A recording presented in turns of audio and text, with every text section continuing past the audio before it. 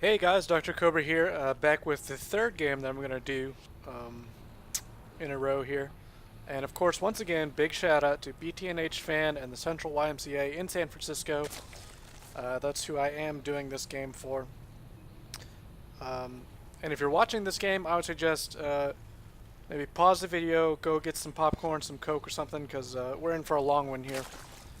But the name of the replay was Epic, so should have some epic action, I suppose. Looks like this game we're going to have a Zerg versus Zerg between BTNH Fan, who has spawned as the yellow Zerg up at the 12 o'clock position, and Kit, who spawned down here at the 6th position as the, I guess, teal. Yeah, I guess that's teal Zerg. So anyways, as we talked about in the last game, these cross positions are very good for macro style Zerg players. But the only thing that's a little bit different is the Zerg versus Zerg matchup is kind of in limbo right now. There's not really any standard thing. It's usually actually doesn't go that long, kind of a rock, paper, scissors with the opening build orders, and they usually end pretty quickly, maybe with Speedling, Baneling, or with Roaches. But we'll see what's going on here. Looks like BTNH Fan went for 14 gas and 14 spawning pools, so that means he's trying to get 100 gas early, just to get the Speedlings out for a little bit of protection and to get a little bit of map control. Kit was the first player to find his opponent, but since BTNH Fan sent his Overlord over here, there he is, and a drone over here, that he knows where his opponent is. So Kit looked like he went for a very similar build. Maybe he was a little bit slow on the gas, so he's not quite going to have 100. If we look at BTNH Fan, he does have the pool just popped, and he has the 100 gas, but he's a little low on minerals, so he hasn't started the Zergling speed yet there. So there goes Zergling speed, just about the exact same time for each player. Oh, and it looks like BTNH Fan has canceled Zergling speed. So it looks like he did come in here with this drone and scouted that his opponent was going for Speedlings, Speed Zerglings at the beginning. So to account for that, he's going to change it up and go for Roaches instead.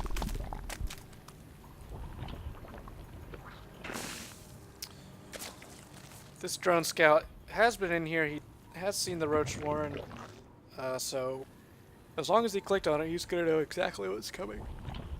Excuse me, I just had a yawn there. He's going to know exactly what's coming. So looks like the first two Zerglings over here for Kit are out on the field, and they're going to poke up here, maybe just try to do a little bit of harassment. And they might catch this drone out of position.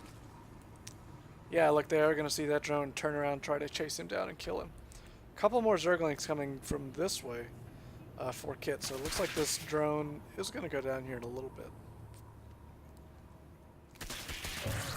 Yeah, when the drone does go down. But what that did do was, since the Zerglings were all the way up here, then had to retreat to catch that drone, it's going to give BTNH Fan enough time to get these Roaches out. And I think he's going to make a little Roach wall, yeah. So he's using his Roaches, well, he was for a second, to make a wall. So this many Zerglings is going to have a tough time against this many Roaches, just because Roaches do very well against Zerglings.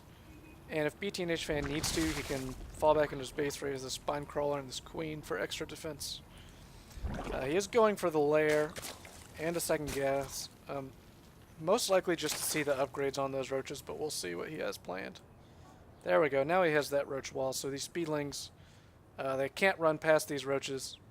And this gives BTNH Fan just a nice advantage in this situation.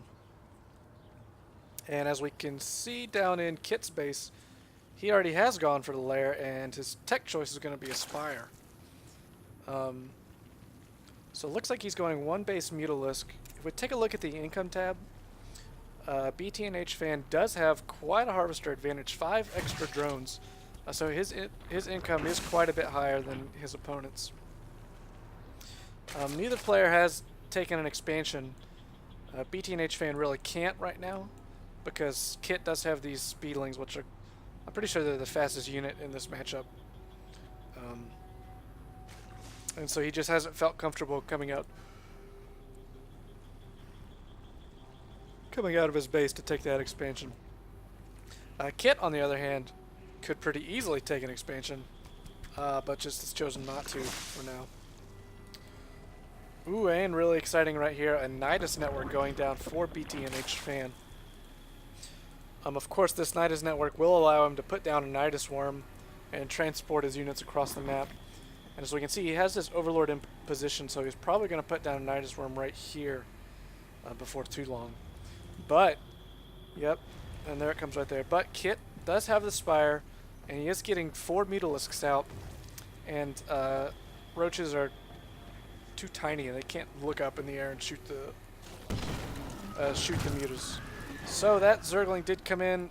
He may have spotted it, but here comes all the roaches pouring out of the Nidus worm. Going to try to go ahead and snipe this Spire, which would be very devastating for Kit. So Kit's Zergling streaming back across the map. As you can see, these roaches can't shoot the air, so eventually they're going to be cleaned up by the Mutalisks. But not before they do significant damage, taking out quite a few drones. Here comes all the Zerglings streaming in. They're probably all going to die here in just a second. Looks like all the Zerglings have gone down. BT&H Fan's still able to do some damage. Looks like he's going to try to snipe out this lair and change his mind because he probably wasn't going to get it. Going to go for some more drone kills. He should go ahead and get this queen. It only needs like a couple more hits. But instead he doesn't do that, and he's just going to try to kill some drones here. And he did get a couple drone kills there. So not only did he manage to kill almost all of Kit's units, but he was able to kill that Spire, which is going to set him back a good bit. However, Kit is coming back to counterattack BT&H Fan's base. Let's see if he has anything to deal with it. He's got a couple Spore Crawlers, which are anti-air turrets, just popped in his bag. And that's probably going to be enough to shoo Kit away for now. He does have some Hydralisks coming out. Bad spot for this Overlord. He is going to go down. But as soon as these Hydralisks pop out of their eggs, these Mutalisks are not going to be able to do much. Oh, look at that. They're going straight into the... Okay. As they popped, they went straight into the Nidus Worm. He was going to try to drop him off at Kit's base, but Kit did manage to get out some Zerglings and take out that Nidus Worm. Zerglings. I'm not really sure what that is, but... Anyways, so Kit, during all that, was able to get out an expansion. And if he is able to get to drone pretty hard here, he could be at quite an advantage. So interesting choice from Kit here. He saw that his opponent did have Hydralisks, which do really, really well against Mutalisks. But he's still going to rebuild that Spire anyways. He just wants to stick with the Hydralisks, I guess.